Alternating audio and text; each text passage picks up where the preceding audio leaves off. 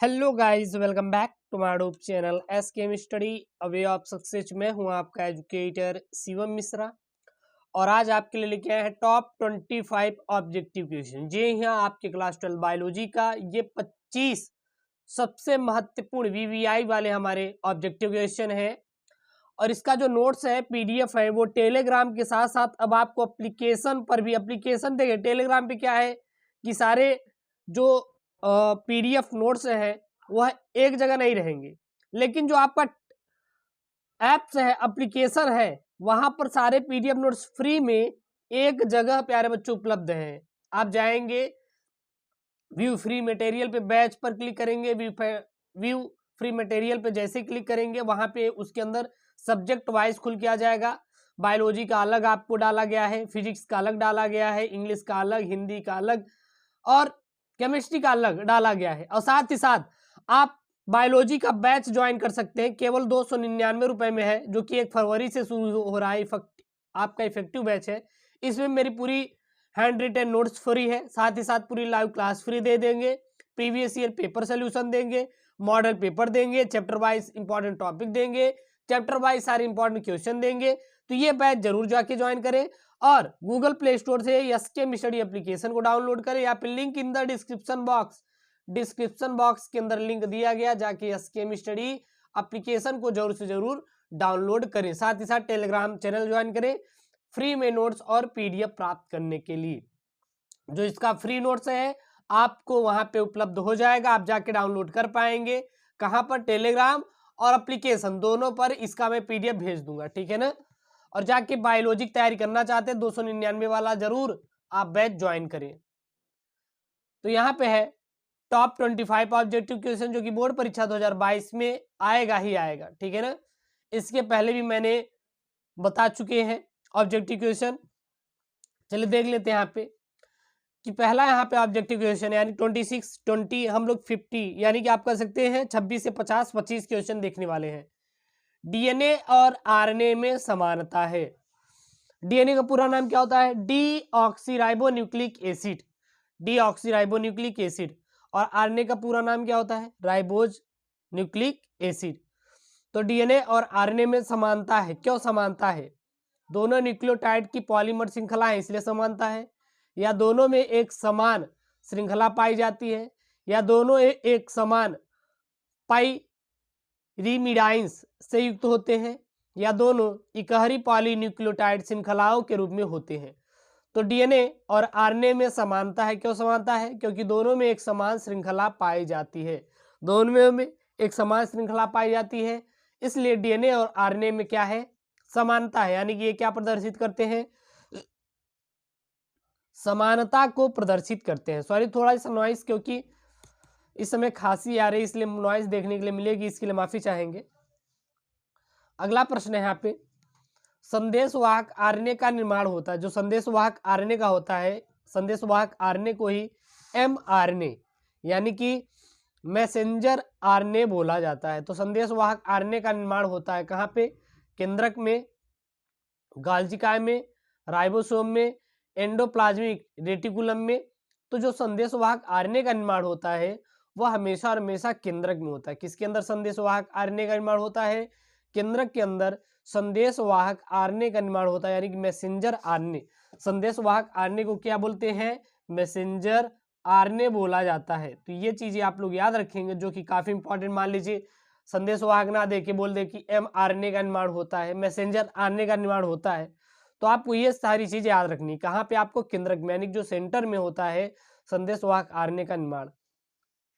अगला यहाँ पे प्रश्न है, प्रश्न क्या है? आरएनए अणु में थायमीन का विस्थापन होता है। जो आरएनए अणु होता है उसमें क्या पाया जाता है? थायमीन पाया जाता है। क्या पाया जाता है? थायमीन। और थायमीन का विस्थापन किसके द्वारा होता है? गुआनिन द्वारा थायमीन का विस्थापन होता है, एडेनिन द्वारा थायमीन का विस्थापन होता है, या साइटोसिन द्वारा आरएनए अणु में थायमीन का विस्थापन होता है, या यूरेसिल द्वारा आरएनए अणु में थायमीन का विस्थापन होता है। तो आरएनए में थायमीन अणु का जो विस्थापन होता है वह बस एक ही है, क्या है? घ ऑप्शन, यानी यूरेसिल के द्वारा। यूरेसिल के द्वारा क्या होता है? आरएनए अणु में थायमीन का विस्थापन होता है। तो सीधा बता देंगे आरएनए अणु में थायमिन का विस्थापन किसके द्वारा होता है? यूरेसिल के द्वारा होता है। अगला प्रश्न है यहाँ पे, हरिगोविंद खुराना जाने जाते हैं। हरिगोविंद खुराना जाने जाते हैं किसके लिए? हरिगोविंद खुराना जाने जाते हैं प्रोटीन संश्लेषण के लिए। हरविंद खुराना को हम लोग जानते हैं, या आरएनए संरचना की खोज के लिए, यानी कि आरएनए संरचना जो स्ट्रक्चर है उसकी खोज के लिए हरगोविंद खुराना के जाना जाता है, या फिर डीएनए संरचना की खोज के लिए, या फिर डीएनए लाइगेज एंजाइम की खोज के लिए हरगोविंद खुराना को जानते हैं। तो हरगोविंद खुराना जाने जाते हैं किसके लिए? वो जाने जाते हैं प्रोटीन संश्लेषण के लिए, यानी प्रोटीन संश्लेषण की जो खोज है वो किए थे हरगोविंद खुराना जी। कौन किए थे? हरगोविंद खुराना जी। और आपको फिर से बता दें कि आप एसकेएम स्टडी एप्लीकेशन को लिंक द्वारा डाउनलोड कर सकते हैं, link in the description box, या फिर जाके गूगल प्ले स्टोर पर डाउनलोड कर सकते हैं, जहाँ पे फ्री में नोट्स, जो यहाँ पे यूट्यूब पर जितने भी क्लास चलती है उसका फ्री में नोट्स मिलता है। साथ ही साथ हमारा क्रैश कोर्स यानी फुल कोर्स भी ज्वाइन कर सकते हो 299 में, जिसमें बायोलॉजी की फुल नोट्स मिलेगी, चैप्टर वाइज सोल्यूशन मिलेगा, मॉडल पेपर मिलेगा, प्रीवियस ईयर पेपर मिलेगा, तो वहाँ बहुत सारी चीजें मिलने वाली है। ठीक है ना, जाइए डाउनलोड कीजिए। अगला प्रश्न है यहाँ पे, टीबी के टीके का नाम क्या है? जो टीबी का टीका है उसका नाम क्या है? डीपीटी, बीसीजी, पीएसी, ओपीवी, या क्या नाम होता है? तो जो टीबी के टीके का नाम है, टीबी के टीके का नाम क्या है? बीसीजी। बीसीजी क्या है? टीबी के टीके का नाम, टीबी के टीके का नाम बीसीजी है, याद रखना। अगला प्रश्न यहाँ पे, प्रश्न क्या है? चिकनगुनिया। क्या है? चिकनगुनिया। जो चिकनगुनिया होता है विषाणुवाहक है। चिकनगुनिया विषाणुवाहक किसका है, या किसके द्वारा चिकनगुनिया यह फैलता है? क्यूलेक्स मच्छर, एडीज मच्छर, एनोफिलीज मच्छर, या इनमें से कोई नहीं। तो चिकनगुनिया विषाणु का वाहक कौन होता है? तो वो होता है आपका एडीज मच्छर। कौन सा होता है? जो एडीज मच्छर होता है चिकनगुनिया विषाणु का वाहक होता है। चिकनगुनिया विषाणु का वाहक आपको सीधा बता देना है, एडीज मच्छर होता है। अगला प्रश्न है, एडीज इजिप्टाई वाहक है। एडीज इजिप्टाई वाहक किसका होता है? डेंगू बुखार का, मलेरिया बुखार का, कालाजार का, या फाइलेरिया का? तो एडीज इजिप्टाई वाहक किसका होता है? तो जो एडीज इजिप्टाई वाहक होता है यह डेंगू बुखार का वाहक होता है। एडीज इजिप्टाई किसका वाहक होता है? तो याद रखना, डेंगू बुखार का जो वाहक होता है एडीज इजिप्टाई ही होता है। अगला प्रश्न है, अफीम से प्राप्त मार्फिन है। जो अफीम से प्राप्त मार्फिन क्या है? इसमें से पोम है अफीम से प्राप्त मार्फिन, या एल्केलाइड है, या टेनिन है, या लैक्टेक्स है? तो अफीम से प्राप्त जो मार्फिन होता है वह एक क्या है? लैक्टेक्स है। लैक्टेक्स क्या है? या अफीम से प्राप्त मार्फिन होता है। तो इस चीज को बहुत ही अच्छी तरीके से आपको याद रखना है। और कोई भी दिक्कत आ रही, कहीं से भी प्रॉब्लम क्रिएट हो रही है कि सर मुझे समस्या हो रही है, यहाँ पे मुझे समझ नहीं आ रहा, बिल्कुल कमेंट कीजिए, बिल्कुल कमेंट कीजिए, सारी डाउट दूर की जाएगी। आपको बिल्कुल भी घबराना नहीं है, सारी चीज़ें आपको एसकेएम स्टडी के माध्यम से आपको उपलब्ध कराई जाएगी, चाहे नोट्स हो चाहे कुछ भी हो, सारी चीज़ें आपको मिलेगी। ठीक है, अगला प्रश्न यहाँ पे, किस रोग की पुष्टि विडाल परीक्षण द्वारा किया जाता है? जो विडाल परीक्षण होता है उसमें रोग का पता लगाया जाता है, लेकिन उस रोग का नाम क्या है? टाइफाइड है, मलेरिया है, अतिसार पेचिस है, या फाइलेरिया है? तो जो विडाल परीक्षण द्वारा रोग की पुष्टि की जाती है उसका नाम है टाइफाइड। क्या है? टाइफाइड। टाइफाइड रोग की जो पुष्टि होती है विडाल परीक्षण के द्वारा होती है। तो सीधा आपको ऑप्शन देना है कि किस रोग की पुष्टि विडाल परीक्षण के द्वारा होता है? टाइफाइड। टाइफाइड रोग की पुष्टि विडाल परीक्षण के द्वारा होता है। अगला प्रश्न है, पीत ज्वर का वाहक है। पीत ज्वर का वाहक क्या होता है? क्यूलेक्स मच्छर, मस्का मच्छर, या फिर एडीज मच्छर, या फिर एनोफिलीज मच्छर? तो पीत ज्वर का वाहक क्या होता है? तो जो पीत ज्वर का वाहक होता है वह हमारा होता है एडीज मच्छर। जो एडीज होता है यह हमारा क्या होता है? यह पीत ज्वर का वाहक है। क्या है? पीत ज्वर का जो वाहक है यह हमारा एडीज मच्छर होता है। तो एडीज मच्छर किसका वाहक होता है? पीत ज्वर का वाहक होता है। क्लियर है। अगला प्रश्न है यहाँ पे, निद्रा रोग यानी कि सोने वाला, निद्रा रोग किस जंतु के द्वारा होता है? जो निद्रा रोग है वह किस जंतु के द्वारा होता है? यूग्लिना के द्वारा, प्लाज्मोडियम के द्वारा, अमीबा के द्वारा, ट्रिपैनोसोमा के द्वारा। तो जो निद्रा रोग है किस जंतु के द्वारा होता है? तो ट्रिपैनोसोमा ट्रिपैनोसोमा ट्रिपैनोसोमा जंतु के द्वारा निद्रा रोग होता है। किसके द्वारा? ट्रिपैनोसोमा के द्वारा हमारा निद्रा रोग होता है। अगला प्रश्न है, प्रतिजैविकों को मुख्यतया प्राप्त किया जाता है। प्रतिजैविकों को जो प्राप्त किया जाते हैं, एंटीबॉडी जो बनाते हैं, एंटीबॉडी जो बनाए जाते हैं, कहाँ से बनाए जाते हैं, कहाँ से प्राप्त किए जाते हैं? नीलहरी शैवालों से, जीवाणुओं से, ब्रायोफाइटा से, विषाणुओं से। तो जो प्रतिजैविक प्राप्त होते हैं वह हमारे जीवाणुओं से प्राप्त होते हैं। कहाँ से प्राप्त होते हैं? जीवाणुओं से प्राप्त होते हैं। अगला प्रश्न है, निम्न में से कौन पादपों के साथ सहजीवी संबंध स्थापित करता है? इसमें से ये दिया है कि कौन सा हमारा सजीवी संबंध स्थापित करता है, किसके द्वारा, किसके साथ? वो हमारा पादपों के साथ। राइजोबियम, माइकोराइजा, नॉस्टॉक या क और ख, यानी कि राइजोबियम, माइकोराइजा दोनों। तो इसमें से कौन सा पादपों के साथ सहजीवी संबंध रखता है? वो आपका राइजोबियम रखता है। क्या रखता है? राइजोबियम और माइकोराइजा। राइजोबियम और माइकोराइजा यह दोनों के दोनों पादपों के साथ सजीवी संबंध स्थापित करते हैं। अगला प्रश्न है, शर्करा से अल्कोहल का उत्पादन करने वाला कवक है। शर्करा से अल्कोहल का उत्पादन करने वाला कवक क्या है? म्यूकर है, राइजोपस है, या येनिसीलियम है, या फिर यीस्ट है। तो शर्करा से अल्कोहल का उत्पादन करने वाला जो कवक होता है वह ईस्ट है। क्या है? ईस्ट जो होता है, इसके द्वारा शर्करा से अल्कोहल का उत्पादन करने वाला कवक है।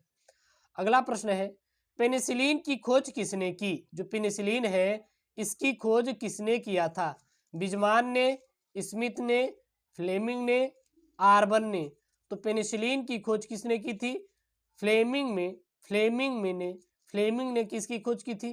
पेनिसिलिन की खोज की थी। तो पेनिसिलिन की खोज किसने की थी? फ्लेमिंग ने किया था। अगला प्रश्न है, जिन अभियांत्रिकी की नींव किस एंजाइम की खोज में पड़ी? जो जीनी अभियांत्रिकी की नींव है यह किस एंजाइम की खोज में पड़ी थी? DNA ligase, DNA gyrase, DNA polymerase या प्रतिबंधन अंतः न्यूक्लियेज। तो जीनी अभियांत्रिकी की नींव किस एंजाइम की खोज में पड़ी थी?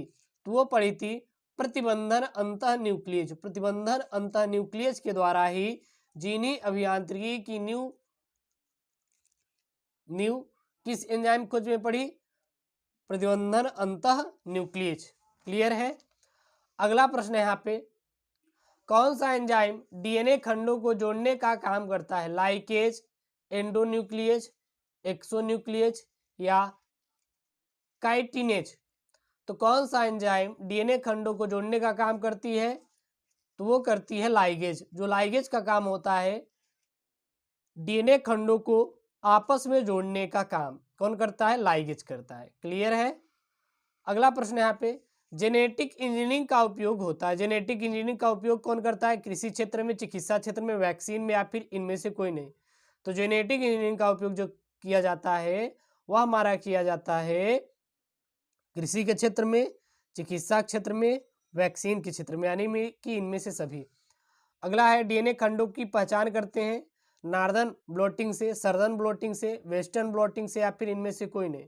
तो डीएनए खंडों की जो पहचान किया जाता है वो सर्दर्न ब्लॉटिंग से किया जाता है। अगला प्रश्न है, कौन सा एंजाइम डीएनए को विशिष्ट जगह पर काटने के लिए जाना जाता है? एक्सोन्यूक्लियेज, एंडोन्यूक्लियेज, पॉलीमरेज या फिर उपयुक्त में से सभी। तो कौन सा एंजाइम डीएनए को विशिष्ट जगह से काटने के लिए जाना जाता है? वो जाना जाता है एंडोन्यूक्लियेज। जो एंडोन्यूक्लियेज होता है इस एंजाइम को हम लोग विशिष्ट जगह से काटने के लिए जानते हैं। अगला प्रश्न है, जंतु कोशिकाओं में क्लोनिंग के लिए उपयुक्त संवाहक है? SV40, PBR 327, PUC या PBR 322। तो जंतु कोशिकाओं में क्लोनिंग के लिए उपयुक्त जो संवाहक होता है वो होता है PBr 322 होता है। अगला प्रश्न है यहाँ पे, किस पदार्थ का संश्लेषण जीनी अभियांत्रिकी के द्वारा औद्योगिक स्तर पर किया गया है? मानव वृद्धि हार्मोन्स, इंसुलिन, इंटरफेरॉन या इन सभी का? तो इसका सही ऑप्शन है मानव वृद्धि हार्मोन्स का भी संश्लेषण अभियांत्रिकी द्वारा, जीनी अभियांत्रिकी द्वारा औद्योगिक स्तर पर किया गया है, इंसुलिन का भी और इंटरफेरॉन्स का भी, यानी कि इनमें से सभी ऑप्शन क्या हो जाएगा आपका? राइट हो जाएगा। अगला प्रश्न है यहाँ पे, पौधे में अपतृणनाशी प्रतिरोध जिन होता है CT, MT, BT या फिर GST? तो वो होता है GST। क्लियर है। अगला प्रश्न है, लाइकेंस में फंगस तंतु पोषण प्राप्त करता है वायु से, शैवाल से, मिट्टी में, कार्बनिक पदार्थों से, उपयुक्त में से सभी? तो लाइकेंस में फंगस तंतु जो पोषण प्राप्त करता है शैवालों से प्राप्त करता है। अगला और यहाँ पे लास्ट प्रश्न है, प्रश्न क्या है यहाँ पे, दलहनी पौधों की जड़ों में पाया जाता है राइजोबियम, एजोटोबैक्टर, सीडोमोनास या ये सभी? तो दलहनी पौधों की जो जड़ों में पाया जाता है वो पाया जाता है राइजोबियम। तो आज का मैं टारगेट रखता हूँ 100 के लाइक आप करवा ही देंगे। PDF नोट्स के लिए बिल्कुल फ्री में जाके, इसका जो नोट्स है फ्री में, ये जो वीडियो का नोट्स है फ्री में टेलीग्राम से और हमारे एप्लीकेशन, आपके अपने एप्लीकेशन SKM स्टडी से आप डाउनलोड कर सकते हैं। ओके दोस्तों, थैंक यू, जय हिंद।